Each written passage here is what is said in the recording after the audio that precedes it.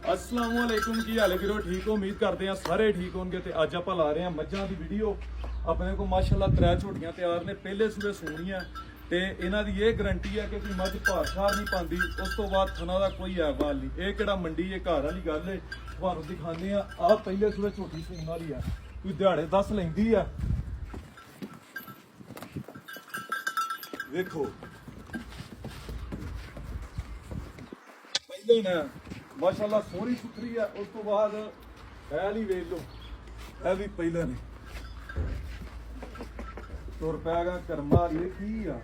इनू कभी रस्सा पाया नहीं वाड़े दियां मझां इस करके ना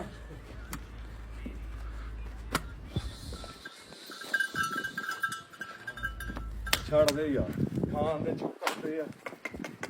देखो ये भी पहले ने माशाल्लाह झोटी नूं थन बहुत सोहना लगा है उंदी भी सोहनी सुथरी है ते आ जेड़ी है ए दूजे सूबे सुंदी है अगा टुर पै ना भाई खान दे चोकर आ जेड़ी है दूजे सूबे सुंदी है ते कोई भी शकीन भरा जी ने लैनी है राबता कर सकता है राबता नंबर है 03000 614747 फोन कर ले जिन्हें लैनी है डिटेल च पुछ सकता है